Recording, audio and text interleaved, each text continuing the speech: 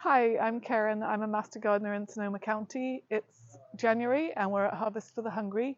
And this is our very lovely blueberry bush that has some super cute buds on already. Look at those. This hasn't been pruned yet and needs to be because it's beginning to bud. But I wanted to talk a little bit about planting blueberries.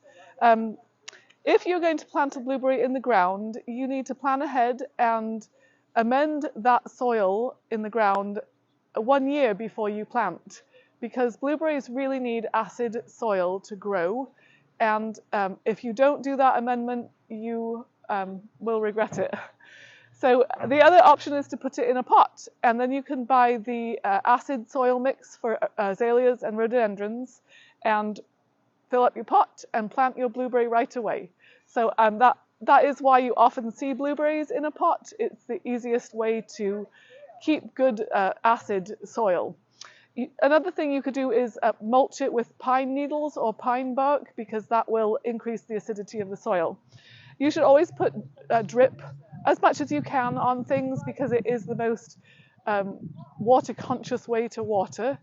And we do have a group in Master Gardeners called Garden Sense, and they will come to your garden and give you advice and advice on irrigation as well. So it's a useful thing to take advantage of, and it's totally free.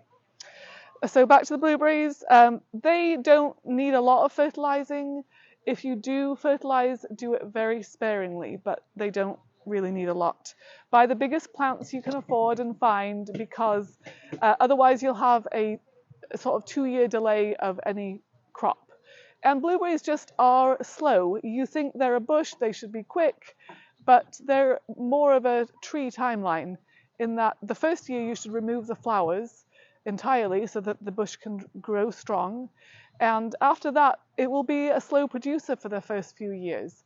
So think more of this as a long-term crop, not a short-term crop. It needs about 1 to 2 inches of water per week, so not a ton, best done on the drip. And it does like good drainage.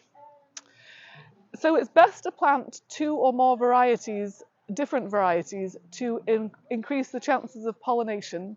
And the other big choice is variety.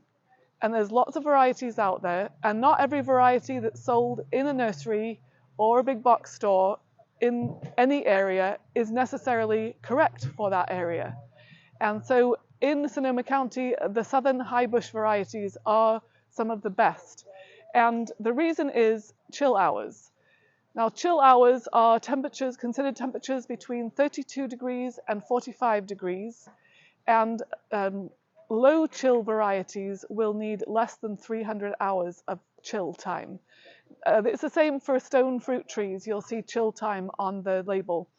And because of climate change, we aren't getting as many cold hours. And so low chill gives you your best chance of a good crop. The reason is the chill time, that temperature range, breaks down the hormone that's responsible for dormancy and allows for good budding of leaves and flowers. So that's what that chill time means and does. If it's under 32 degrees, it does not count. I thought that was really interesting. So it is looking for a fairly specific temperature range, and it's something to be really aware of on the tag of blueberries and stone fruit trees. Berries, pruning wise, it doesn't need a ton. Berries grow on canes that have overwintered. In a young tree, the only thing you'll need to prune off is dead or damaged branches. And then as it gets older, you should prune the oldest canes and aim to leave sort of 6 to 8 canes maximum overall. And that's about all it needs pruning wise, so it's much less labor intensive than a stone fruit tree in terms of pruning. So I hope that might inspire you to buy a blueberry bush, amend your soil, and enjoy.